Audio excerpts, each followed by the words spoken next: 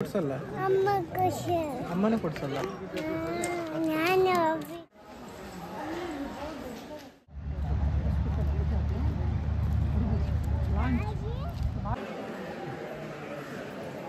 ಟೊಪ್ಪಿ ಯಾಕೆ ಈಗ ಯಾವ್ದು ಬೇಕು ನಿಂಗೆ?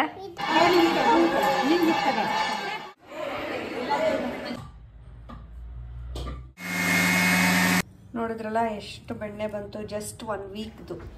Hi friends, welcome back to Harshi Kiran Kannada vlogs. ಇದು ವ್ಲಾಗ್ ನಾನು ವೆಡ್ನೆಸ್ಡೇ ಆಗಿರೋದು. ನಾನು ತುಂಬ ಲೇಟಾಗಿ ಅಪ್ಲೋಡ್ ಮಾಡ್ತಾ ಇದ್ದೀನಿ. ಇವತ್ತು ನಾವು ಸಿಗಂದೂರಿಗೆ ಹೋಗ್ತಾ ಇದ್ದೀವಿ. ಸೊ ಶಿವಮೊಗ್ಗದಿಂದ ತುಂಬಾ ಹತ್ತಿರ ಅಲ್ವಾ, ಸೊ ಅದರಿಂದ ಹೋಗಿ ಬರೋಣ ಅಂತ ಈಗ ಹೋಗ್ತಾ ಇದ್ದೀವಿ. ಮದುವೆಗೆ ಮುಂಚೆ ನಾನು ಕೂಡ ಹೋಗಿದ್ದೀನಿ ಆ್ಯಂಡ್ ಕಿರಣ್ ಕೂಡ ಅಷ್ಟೇ. ನಾನು ಡೆಲಿವರಿ ಟೈಮಲ್ಲೆಲ್ಲ ಹೋಗಿ ಬಂದಿದ್ದಾರೆ. ಬಟ್ ಫ್ಯಾಮಿಲಿ ಸಮೇತ ಇವತ್ತು ಹೋಗಿರಲಿಲ್ಲ, ಸೊ ಅದರಿಂದ ಇವತ್ತು ಹೋಗೋಣ ಅಂತ ಹೋಗ್ತಾ ಇದ್ದೀವಿ. ನಾವು ಬೆಳಗ್ಗೆ 6 o'clock ಮನೆಯಿಂದ ಹೊರಡೋಣ ಅಂತ ಅಂದ್ಕೊಂಡಿದ್ವಿ. ಬಟ್ ಬೇಬಿ ಇರೋದ್ರಿಂದ ಆ ಟೈಮ್ ಆಗಲೇ ಇಲ್ಲ. ಸೊ ಮಕ್ಕಳಿದ್ರೆ ಗೊತ್ತಾಗತ್ತಲ್ವ, ಅಷ್ಟು ಬೇಗ ಹೊರಡೋಕೆ ಆಗೋದೇ ಇಲ್ಲ ಅಂತ. ಸೊ 8 o'clock ಆಯಿತು ನಾವು ಹೊರಡೋ ಅಷ್ಟೊತ್ತಿಗೆ. ಸೊ ಹಂಗೆ ಆನ್ ದ ವೇ ನಾವು ಸ್ವಲ್ಪ ತಿಂಡಿ ಕೂಡ ಮಾಡಿಕೊಂಡು ಇಲ್ಲಿಗೆ ರೀಚ್ ಆಗೋ ಅಷ್ಟೊತ್ತಿಗೆ 10:30 ಏನೋ ಆಗಿತ್ತು. Hi friends, welcome back to our YouTube channel. ಇವತ್ತು ನಾವು ಎಲ್ಲಿದ್ದೀವಿ ಅಂತ ಹೇಳಿದ್ರೆ ಶ್ರೀ ಕ್ಷೇತ್ರ ಸಿಗಂದೂರಲ್ಲಿ ಇದ್ದೀವಿ. ಶ್ರೀ ತಾಯಿ ಚಾಮುಂಡೇಶ್ವರಿ ದರ್ಶನ ಪಡೆಯೋಣ ಅಂತ ಹೇಳಿ ಬಂದಿದ್ದೀವಿ. 2 years ಬ್ಯಾಕ್ ಬಂದಿದ್ದೆ, ಬಟ್ 2 years ಆದಮೇಲೆ ಇವತ್ತೇ ಬರ್ತಿರೋದು. ಫ್ಯಾಮಿಲಿ ಸಮೇತ ಬಂದಿದ್ದೀವಿ. ನೀರೆಲ್ಲ ಫುಲ್ಲು ಡ್ರೈ ಆಗ್ತಾ ಇದೆ ನೋಡಿ. ಇದು ಹೊಸ ಸೇತುವೆ ಆಗ್ತಾ ಇರೋದು ಸಿಗಂದೂರಿಗೆ. ಇಲ್ಲಿಂದ ಶರಾವತಿ ನೀರಿದೆ. ನೀರೆಲ್ಲ ಫುಲ್ಲು ಕಡಿಮೆ ಅಂದರೆ ಫುಲ್ ಕಡಿಮೆ ಆಗಿಬಿಟ್ಟಿದೆ. ಸುಮಾರು ಒಂದು 20 ಅಡಿ ಆಳಷ್ಟು ಕಡಿಮೆ ಆಗಿದೆ. ಕಿರಣ್ ಅವರ ಅಪ್ಪ ಅಮ್ಮ ಕೂಡ ನಮ್ಮ ಮನೆಗೆ ಬಂದಿದ್ರು. ಸೊ ಅದರಿಂದ ಎಲ್ಲರೂ ಒಟ್ಟಿಗೆ ಹೋಗೋಣ ಅಂತ ಹೊರಟು ಬಂದ್ವಿ. ಸೊ ಇದು 2-3 days ಹಿಂದೆ ಪ್ಲ್ಯಾನ್ ಮಾಡಿ ಅವತ್ತು ಕ್ಯಾನ್ಸಲ್ ಆಗಿ, ಸೊ ಕೊನೆಗೆ ಫೈನಲಿ ವೆಡ್ನೆಸ್ಡೇ ಅಂತ ಫಿಕ್ಸ್ ಆಗಿ ಇವತ್ತು ಬಂದಿದ್ದೀವಿ. ಆ್ಯಂಡ್ ನಾವೀಗ ಬಂದು ಒಂದು 10 minutes ವೆಯ್ಟ್ ಮಾಡಬೇಕಾಯ್ತು. ಲಾಂಚ್ ಇರಲಿಲ್ಲ. ಸೊ ಈಗ ನೋಡಿ ಲಾಂಚ್ ಬರ್ತಾ ಇದೆ. ಸೊ ನೋಡ್ತಿದ್ದೀರಲ್ವಾ, ಕನ್ಸ್ಟ್ರಕ್ಷನ್ಸ್ ಕೂಡ ನಡೀತಿದೆ ಈಗ. ಬ್ರಿಡ್ಜೆಲ್ಲ ಆದಮೇಲೆ ಮೇ ಬಿ ಈ ಥರ ಲಾಂಚ್ ಎಲ್ಲ ಇರಲ್ಲ ಅನಿಸುತ್ತೆ. ಸೊ ಈ ಥರ ವೆಯ್ಟ್ ಮಾಡೋ ಅವಶ್ಯಕತೆ ಕೂಡ ಇರಲ್ಲ. ಬಟ್ ಸ್ಟಿಲ್ ಈ ಜರ್ನಿನ ಮಿಸ್ ಮಾಡ್ಕೊತೀವಿ. ಚೆನ್ನಾಗಿರುತ್ತೆ ಲಾಂಚಲ್ಲಿ ಹೋಗೋದೆಲ್ಲ, ತುಂಬಾ ಚೆಂದ ಅನಿಸುತ್ತೆ. ನಾನು ಅಂದ್ಕೊಂಡೆ ಶಿವಮೊಗ್ಗದಿಂದ ಸಿಗಂದೂರು ತುಂಬಾ ಹತ್ತಿರ ಇರುತ್ತೆ ಅಂತ. ಬಟ್ ಏನಂದರೆ ಶಿವಮೊಗ್ಗದಿಂದ ಸಿಗಂದೂರಿಗೆ 103 kilometers ಏನೋ ಆಯಿತು. ಸೊ ನಮಗೆ ಪ್ರೊಬಾಬ್ಲಿ 2.5 hours ಆಯಿತು ಇಲ್ಲಿ ರೀಚ್ ಆಗೋಕ್ಕೆ. ಸೊ ಕನ್ಸ್ಟ್ರಕ್ಷನ್ ಎಲ್ಲ ನೋಡ್ತಿದ್ದೀರಾ ಅಲ್ವಾ. ಸೊ ಅವಾಗೆಲ್ಲ ಇನ್ನೂ 1-2 ಆಗ್ತಾಯಿತ್ತು. ಬಟ್ ಈಗ ಇಷ್ಟೊಂದು ಪಿಲ್ಲರ್ಸ್ ಎಲ್ಲ ಆಗಿದೆ. ಸೊ ಮೇ ಬಿ ಇನ್ನೊಂದು 2-3 yearsಲ್ಲಿ ಬ್ರಿಡ್ಜ್ ಕೂಡ ಕಂಪ್ಲೀಟ್ ಆಗುತ್ತೆ ಅಂತ ಕೂಡ ಅನಿಸ್ತು. ಆ್ಯಂಡ್ ಇಲ್ಲಿ ಕೆಲವರು ತುಂಬಾ ಎಂಜಾಯ್ ಮಾಡ್ತಾಯಿದ್ರು. ಆ್ಯಂಡ್ ಲಾಂಚಲ್ಲಿ ಕೂಡ ಟಿಕೆಟಿಗೆಲ್ಲ ಅಷ್ಟೊಂದೇನು ಕಾಸ್ಟ್ ಇರಲಿಲ್ಲ. ಇನ್ಕ್ಲೂಡಿಂಗ್ ಕಾರ್ ಮತ್ತು ನಾವು 4 ಜನ ಸೇರಿ 50 rupees ಏನೋ ಚಾರ್ಜ್ ಮಾಡಿದರು. ಮುಂಚೆ ಎಲ್ಲ 1 rupee ಇತ್ತಂತೆ. ಬಟ್ ಇವಾಗ ಚೇಂಜ್ ಆಗಿದೆ. ನನಗೂ ಗೊತ್ತಿಲ್ಲ, ಎಷ್ಟೊಂದು ವರ್ಷ ಆಯಿತು ಈ ಕಡೆ ಎಲ್ಲ ಬಂದು. ಸೊ ಲಾಂಚಿಂದ ನಮಗೆ ಒಂದು 20 minutes ಆಗುತ್ತೆ ರೀಚ್ ಆಗೋಕ್ಕೆ. ಲಾಂಚ್ ಇಲ್ಲ ಅಂದರೆ ಇನ್ನೊಂದು ಸೆಪ್ರೇಟ್ ರೋಡ್ ಕೂಡ ಇದೆ. ಸೊ ಶರಾವತಿ ನದಿನ ಫುಲ್ ಸುತ್ಕೊಂಡು ಹೋದರೆ ನಮ್ಗೆ ಅದು ಸಿಕ್ಕತ್ತೆ. ಬಟ್ ಅದು ತುಂಬ ಲಾಂಗ್ ಅಂತ ಕೂಡ ಅನಿಸುತ್ತೆ. ಬಟ್ ಸ್ಟಿಲ್ ಈ ಜರ್ನಿನೇ ತುಂಬ ಚೆನ್ನಾಗಿರುತ್ತೆ. ಬಿಕಾಸ್ ನಾವು ಈ ಥರ ಲಾಂಚಲ್ಲೆಲ್ಲ ಹೋಗೋದೇ ಒಂಥರ ಖುಷಿ ಅನಿಸುತ್ತಲ್ವ. ಸೊ ಲಾಂಚಿಂದ ನಾವು ಇಳಿದ್ಮೇಲೆ ಕೂಡ ಸ್ವಲ್ಪ ದೂರ ನಾವು ಈ ಥರ ರೋಡಲ್ಲೇ ಟ್ರಾವೆಲ್ ಮಾಡಬೇಕಾಗುತ್ತೆ. ಬಟ್ ರೋಡ್ ಅಂತೂ ತುಂಬಾ ವರ್ಸ್ಟ್ ಆಗಿತ್ತು. ಮೇ ಬಿ ಕನ್ಸ್ಟ್ರಕ್ಷನ್ ಎಲ್ಲ ನಡೀತಿದೆ ಅಲ್ವಾ, ಅದರಿಂದನೋ ಏನೋ ಸ್ವಲ್ಪ ದೂರ ಫುಲ್ ರೋಡ್ ಹಾಳಾಗ್ಬಿಟ್ಟಿತ್ತು. ಆ್ಯಂಡ್ ಫೈನಲಿ ನಾವು ಇವಾಗ ದೇವಸ್ಥಾನನ ರೀಚ್ ಆಗ್ತಾ ಇದ್ದೀವಿ. ಸೊ ಇಲ್ಲಿಗೆ ರೀಚ್ ಆಗೋ ಅಷ್ಟೊತ್ತಿಗೆ ನಮ್ಗೆ ಆಲ್ಮೋಸ್ಟ್ 10:45 ಏನೋ ಆಗೋಗಿತ್ತು. ಅಷ್ಟು ಕ್ರೌಡೆಡ್ ಏನೂ ಇರಲಿಲ್ಲ. ಮೇ ಬಿ ಇವತ್ತು ವೆಡ್ನೆಸ್ಡೇ ಅಲ್ವಾ, ವರ್ಕಿಂಗ್ ಡೇ ಆಗಿದ್ದರಿಂದ ಅಷ್ಟೊಂದು ಜನ ಕೂಡ ಏನೂ ಇರಲಿಲ್ಲ. ನಾವು ಪಾರ್ಕಿಂಗಿಂದ ಸ್ವಲ್ಪ ದೂರ ನಡ್ಕೊಂಡು ಹೋಗಬೇಕು. ಸ್ವಲ್ಪ ದೂರ ಅಂದರೆ ಸ್ವಲ್ಪ ಕಡಿಮೆನೇ ಇದೆ. ಬಟ್ ಸ್ಟಿಲ್ ಅದು ಫುಲ್ಲು ಮಣ್ ರೋಡ್ ಆಗಿರೋದ್ರಿಂದ ವೈಟ್ ಡ್ರೆಸ್ ಆ ಥರ ಎಲ್ಲ ಹಾಕ್ಕೊಂಡು ಹೋದರೆ ಫುಲ್ಲು ಗಲೀಜಂತೂ ಆಗುತ್ತೆ. ಆ್ಯಂಡ್ ಬೇಬಿ ಕೂಡ ಅಷ್ಟೇ ಲಾಂಚಲ್ಲೆಲ್ಲ ತುಂಬಾ ಎಂಜಾಯ್ ಮಾಡಿದ್ಲು. ಆ್ಯಂಡ್ ಈಗ ನೋಡಿ ಹುಡುಗಿ ಕೊಡ್ಸಲ್ಲ ಮಗ, ನಾನು ಕೊಡ್ಸಲ್ಲ. ಅಮ್ಮನೂ ಕೊಡ್ಸಲ್ಲ. ನೀನೇ ಹೋಗಿ ತಗೋತೀಯಾ? ದುಡ್ಡು ಕ್ಯಾಶ್ ಎಲ್ಲಿದೆ? ಕ್ಯಾಶ್ ಯಾಕೆ ಕೊಟ್ಟಿರೋದು? ಎಷ್ಟು ಕೊಟ್ಟಿದೆ ಕ್ಯಾಶು? 1 ಕೊಟ್ಟಿದ್ಯಾ? 1ಗೆ ಏನೂ ಬರಲ್ಲ ಇಲ್ಲಿ. 1 rupeesಗೆ ಏನೂ ಬರಲ್ಲ ಇಲ್ಲಿ. 40 rupees ಬೇಕು. ಎಷ್ಟಿದೆ ತೋರಿಸು ಕ್ಯಾಶು? 45 ಇದೆಯಾ? ಕೇಳು, ಕೊಡ್ತಾರೆ ಕೇಳು. 45ಗೆ ಯಾವ್ದು ಬೇಕು ನಿಂಗಲ್ಲಿ? ಯಾವ್ದು ಬೇಕು? ಯಾವುದು ತೋರಿಸು. ಯಾವುದು?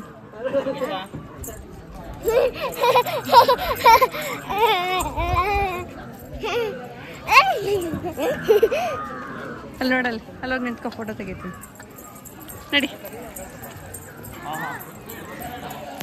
ನಡಿ.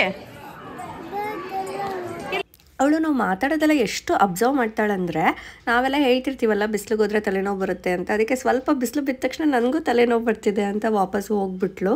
ಸೊ ಈಗ ನಾವು ದೇವಸ್ಥಾನದೊಳಗೆ ಎಂಟ್ರಿ ಆಗ್ತಾ ಇದ್ದೀವಿ. ಸೊ ಒಳಗಡೆ ಎಲ್ಲ ವೀಡಿಯೋ ಮಾಡೋಕ್ಕೆ ಅವಕಾಶ ಇಲ್ಲ. ಸೊ ಔಟ್ಸೈಡ್ ಅಷ್ಟೇ ನಾವು ವೀಡಿಯೋನ ಮಾಡ್ಕೊಳ್ಳೋಣ ಅಂತ ಮಾಡ್ಕೊತಾ ಇದ್ದೀವಿ. ಸೊ ಇಲ್ಲೇ ಒಂದು ಸೆಲ್ಫಿ ಕೂಡ ತೊಗೊಳ್ಳೋಣ ಅಂತ ಹೇಳಿ ಒಂದು ಹಾಗೆ ವೀಡಿಯೋ ಕ್ಲಿಪ್ಪಿಂಗ್ ಹಾಗೆ ಫೋಟೋಸ್ ಎಲ್ಲನೂ ನಾವಿಲ್ಲಿ ತೊಗೊಂಡ್ವಿ. ತೊಗೊಂಡಾದ್ಮೇಲೆ ಬೇಬಿಗೆ ಈ ಥರ ಕವ್ವೆಲ್ಲ ತೋರಿಸ್ತಾ ಇದ್ವಿ. ಅವಳಂತೂ ಫುಲ್ಲು ಖುಷಿ ಆಗ್ತಾ ಇದ್ಲು ಅದೆಲ್ಲ ನೋಡೋಕ್ಕೆ. ಆ್ಯಂಡ್ ಹಾಗೆ ದರ್ಶನ ಎಲ್ಲ ಮುಗಿಸ್ಕೊಂಡು ಆಚೆ ಬಂದ್ವಿ. ಈ ಥರ ದೇವ್ರಿಗೆ ಉಡ್ಸಿದ ಸ್ಯಾರಿ ಎಲ್ಲ ಇಟ್ಟಿದ್ರು. ಸೊ ಇದನ್ನು ಕೂಡ ತೊಗೊಳ್ಳೋಣ ಅಂತ ಇಲ್ಲಿ ನಾನು ಕಲರ್ ಕೇಳ್ತಾ ಇದ್ದೆ ಕಿರಣ್ಗೆ, ನನಗೆ ಯಾವ್ದು ಚೆನ್ನಾಗಿ ಕಾಣುತ್ತೆ ಹೇಳಿ ಅಂತ. ಸೊ ಇಲ್ಲಿ ಸ್ಯಾರಿ ಕೂಡ ತೊಗೊಂಡು ಈಗ ಇಲ್ಲೇ ಪ್ರಸಾದ ಅಂದರೆ ಊಟ ಟೈಮ್ ಆಗಿತ್ತು. ಸೊ ಅದರಿಂದ ಇಲ್ಲೇ ಊಟ ಮಾಡ್ಕೊಂಡು ಹೋಗೋಣ, ದೇವ್ರ ಪ್ರಸಾದ ಸಿಕ್ಕದೆ ಅಪರೂಪ ಅಲ್ಲ. ಆ್ಯಂಡ್ ಹಾಗೆ ದೇವಸ್ಥಾನದಲ್ಲೇ ಊಟ ಮಾಡಿಕೊಂಡು ನಾವು ಮನೆಗೆ ಹೊರಟ್ವಿ. ಆ್ಯಂಡ್ ಮನೆ ರೀಚ್ ಆಗೋ ಅಷ್ಟೊತ್ತಿಗೆ 6 o'clock ಆಗಿತ್ತು. ಇದಾದಮೇಲೆ ನಾನು ವ್ಲಾಗ್ನ ಕಂಟಿನ್ಯೂ ಮಾಡೋಕ್ಕಾಗಲೇ ಇಲ್ಲ. ಶಿವಮೊಗ್ಗಕ್ಕೆ ಹತ್ತಿರ ಇದ್ದರೂ ಕೂಡ ಎಷ್ಟು ದೂರ ಅನಿಸುತ್ತೆ ಅಲ್ವಾ. ಇದಾದಮೇಲೆ ನಾನು ಬ್ಯಾಂಗ್ಳೂರಿಗೆ ಬಂದೆ. ಸೊ ಬ್ಯಾಂಗ್ಳೂರಿಗೆ ಬರೋ ಪ್ಲ್ಯಾನ್ ಏನು ಇರಲಿಲ್ಲ, ಸಡನ್ನಾಗಿ ಬರಬೇಕಾಯ್ತು. ಸೊ ಅದರಿಂದ ಬಂದೆ. ಇಲ್ಲಿ ಅವಳದು ಹಳೆ ಡ್ರೆಸ್ಸಸ್ ಎಲ್ಲ ಅಮ್ಮ ಎತ್ತಿಟ್ಟಿದ್ರು. ಸೊ ಅವಳದು ಹುಟ್ಟದಾಗಿಂದ ಡ್ರೆಸ್ಸಸ್ನೆಲ್ಲ ನಾನು ಹಾಗೆ ಇಟ್ಟಿದ್ದೆ, ಅದೆಲ್ಲ ಮೆಮೊರೀಸ್ ಅಂತ.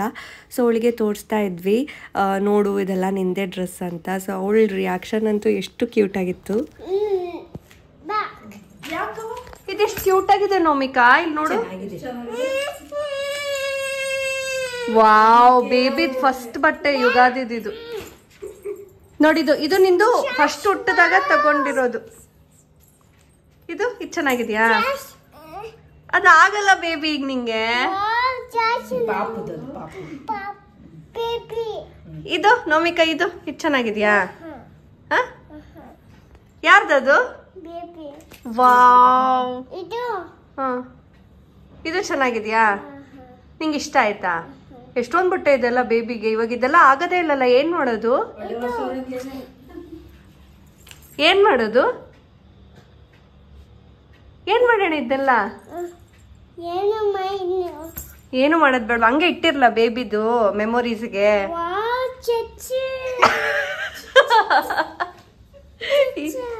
ಏನದು?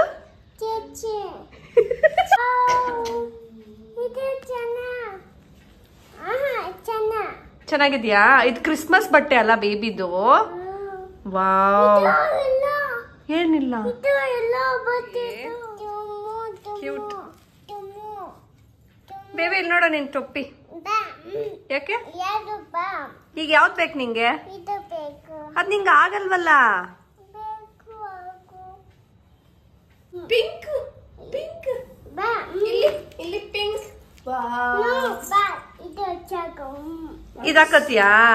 ಅದ್ ನಿಂಗೆ ಈಗ ಆಗಲ್ಲಲ್ಲ. ನೀನೇ ಸೆಲೆಕ್ಟ್ ಮಾಡ್ಕೊಂಡಿರೋದು ಅದು. ನೋಮಿಕಾ ಕೊನೆಗೂ ಹಾಕ್ಸ್ಕೊಂಡ ಬಟ್ಟೆ? ಹೆಂಗಿದೆ? ಸಾಕ ಬಟ್ಟೆ? ಇದು ಚೆನ್ನಾಗ್ ಕಾಣಿಸ್ತಿದ್ಯಾ? ಹೆಂಗ್ ಕಾಣಿಸ್ತಿದ್ಯಾ? ಹೆಂಗ್ ಕಾಣಿಸ್ತಿದ್ಯಾ? ಏನ ಜೋರಾಗಿ ಹೇಳು ಬೇಬಿ.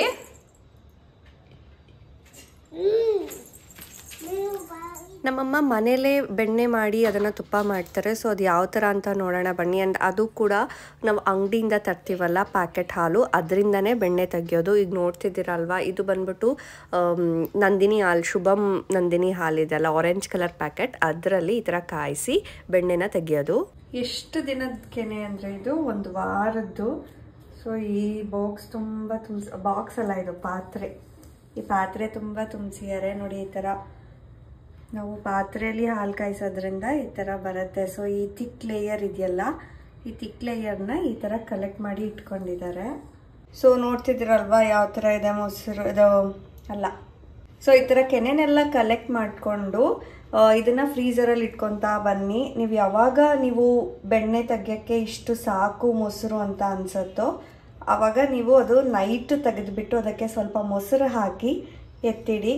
ಮತ್ತು ನೆಕ್ಸ್ಟ್ ಡೇ ಬೆಳಗ್ಗೆ ಅಷ್ಟೊತ್ತಿಗೆ, ಅಂದರೆ ಆ ದಿನ ನೀವು ಫ್ರಿಡ್ಜಲ್ಲಿ ಇಡೋಂಗಿಲ್ಲ. ಸೊ ನೆಕ್ಸ್ಟ್ ಡೇ ಅಷ್ಟೊತ್ತಿಗೆ ಈ ಥರ ಆಗಿರುತ್ತೆ. ಸೊ ಈಗ ಇಷ್ಟು ಕಲೆಕ್ಟ್ ಆಗಿದೆಯಲ್ಲ, ಇದರಿಂದ ಹೇಗೆ ಬೆಣ್ಣೆ ತೆಗಿಯೋದಂತ ಈಗ ನೋಡೋಣ ಬನ್ನಿ. ಸೊ ನಮ್ಮಮ್ಮ ಇದನ್ನು ಬೇರೆ ಒಂದು ಪಾತ್ರೆಗೆ ಟ್ರಾನ್ಸ್ಫರ್ ಮಾಡಿಕೊಂಡು ಬ್ಲೆಂಡರಿಂದ ಬೆಣ್ಣೆ ತೆಗಿಯೋಣ ಅಂತ ಅಂದ್ಕೊಂಡ್ರು. ಬಟ್ ನಾನಂದೆ ಅಮ್ಮ ಎಲ್ಲರ ಮನೇಲೂ ಬ್ಲೆಂಡರ್ ಇರುತ್ತೋ ಇರಲ್ವೋ, ಸೊ ಮಿಕ್ಸಿಲಿ ಮಾಡೋದ್ರಿಂದ ಅಟ್ಲೀಸ್ಟ್ ಒಬ್ರಿಗಾದರೂ ಯೂಸ್ ಆಗುತ್ತೆ ಅಂತ ನಾನಿವತ್ತು ಮಿಕ್ಸಿಯಲ್ಲೇ ಮಾಡೋದು ತೋರಿಸು ಅಂತ ಹೇಳಿದೆ. ಒಂದು ಅರ್ಧದಷ್ಟು ಮಿಕ್ಸಿ ಜಾರಿಗೆ ಹಾಕ್ಕೊಳ್ಳಿ. ಜಾಸ್ತಿ ಇದ್ದರೆ 2 ಸತಿ ಮಾಡ್ಕೊಳ್ಳಿ, ಇನ್ ಕೇಸ್ ಕಮ್ಮಿ ಇದ್ದರೆ ಒಂದೇ ಸತಿಗಾಗುತ್ತೆ. ಸೊ ಇದನ್ನೆಲ್ಲ ಜಾಸ್ತಿ ಕಲೆಕ್ಟ್ ಮಾಡಿ ಮಾಡಿದ್ರೆ ತುಂಬ ಬೆಣ್ಣೆ ಬರುತ್ತೆ, ಅದು ಕೂಡ ತುಂಬಾ ಟೇಸ್ಟಿಯಾಗಿ ಚೆನ್ನಾಗಿರುತ್ತೆ. ಆ್ಯಂಡ್ ಈಗ ಮಿಕ್ಸಿಯಲ್ಲಿ ಹಾಕ್ಕೊಂಡಿದ್ದಾರಲ್ವ, ಒಂದು 2 ಮಿನಿಟ್ಸ್ ಈ ಥರ ಚೆನ್ನಾಗಿ ಗ್ರೈಂಡ್ ಮಾಡ್ಕೊಳ್ಳಿ. ಒಂದು 2-3 ಮಿನಿಟ್ಸ್ ಚೆನ್ನಾಗಿ ಗ್ರೈಂಡ್ ಮಾಡಿಕೊಂಡ್ರೆ ಸಾಕು. ಸೊ ಯಾವ ಥರ ಆಗಿದೆ ಅಂತ ಈ ಥರ ಆಗಿದೆ ಅಲ್ವಾ, ಇದನ್ನು ನಾವು ಬೇರೆ ಒಂದು ಬೌಲಿಗೆ ಟ್ರಾನ್ಸ್ಫರ್ ಮಾಡ್ಕೊತಾ ಇದ್ದೀವಿ.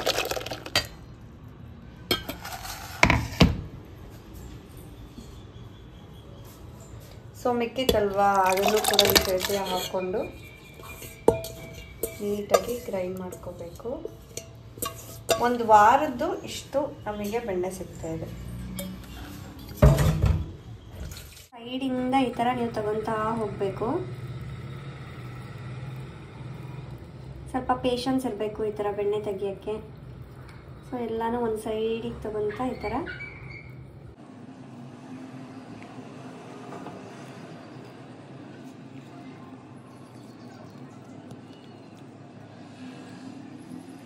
ನೀವು ಎಷ್ಟು ದಿನ ಇಟ್ಕೊಂಡು ತೆಗಿತೀರೋ ಅಷ್ಟು ಬೆಣ್ಣೆ ನಿಮಗೆ ಸಿಕ್ಕತ್ತೆ. ನೋಡಿದ್ರಲ್ಲ ಎಷ್ಟು ಬೆಣ್ಣೆ ಬಂತು, ಜಸ್ಟ್ 1 ವೀಕ್ದು ಇದು. ಇನ್ನು ಜಾಸ್ತಿ ಮಾಡಿ ನಮ್ಮಮ್ಮ ತೆಗಿತಾರೆ, ಬಟ್ ನಾನಿವಾಗ ಬಂದಿದ್ನಲ್ಲ, ಸೊ ನಂಗೆ ವಿಡಿಯೋ ಕೂಡ ತೋರಿಸ್ತೀನಿ ಅಂತ ಹೇಳಿದ್ದೆ, ಆದ್ದರಿಂದ ಇವಾಗ ಸ್ವಲ್ಪ ಬೇಗನೆ ತೆಗ್ದಿದ್ದಾರೆ. ಈ ಒಂದು ನೀರನ್ನ ಬಟರ್ ಮಿಲ್ಕ್ ಥರ ನಾವು ಯೂಸ್ ಮಾಡ್ಕೋಬೋದು, ಮಜ್ಜಿಗೆ ಥರ ನಾವು ಮಾಡ್ಕೊಂಡು ಕೂಡ ಕುಡಿಬೋದು. ಈ ಬೆಣ್ಣೆನ ನೀವು ಹಾಗೆ ಬೇಕಾದರೂ ತಿನ್ಬೋದು, ಇಲ್ಲಾಂದರೆ ಇದನ್ನ ತುಪ್ಪ ಕಾಯಿಸ್ಕೊಂಡು ಕೂಡ ನೀವು ಯೂಸ್ ಮಾಡ್ಕೋಬೋದು. ತುಂಬಾ ಹೆಲ್ತಿ ಇರುತ್ತೆ. ಸೊ ಈಗ ಅಂಗಡಿಯಲ್ಲೆಲ್ಲ ಏನಾದರೂ ಮಿಕ್ಸ್ ಮಾಡ್ತಾರೆ ಅಂತ ಏನಾದರೂ ಭಯ ಇದ್ದರೆ ನಾವು ಈ ಥರ ಮನೆಯಲ್ಲೇ ಮಾಡ್ಕೊಂಡು ತಿನ್ನೋದ್ರಿಂದ ಅದು ನಮ್ಮ ಹೆಲ್ತ್ ಕೂಡ ತುಂಬಾ ಒಳ್ಳೆಯದು. ಆ್ಯಂಡ್ ಮಕ್ಕಳೇನಾದರೂ ಇದ್ದರೆ ಅವ್ರಿಗೆ ಕೂಡ ತುಂಬಾ ಚೆನ್ನಾಗಿರುತ್ತೆ. ಸೊ ನೋಡಿದ್ರಲ್ಲ ಫ್ರೆಂಡ್ಸ್, ಈ ವಿಡಿಯೋ ನಿಮ್ಮೆಲ್ರಿಗೂ ತುಂಬಾ ಇಷ್ಟ ಆಗಿರುತ್ತೆ ಅಂತ ಅಂದ್ಕೊಂಡಿದ್ದೀನಿ. ಇಷ್ಟ ಆಗಿದ್ರೆ ಲೈಕ್ ಹಾಗೂ ಶೇರ್ ಮಾಡಿ, ಸಬ್ಸ್ಕ್ರೈಬ್ ಮಾಡೋದನ್ನ ಮರಿಬೇಡಿ. Thanks for watching.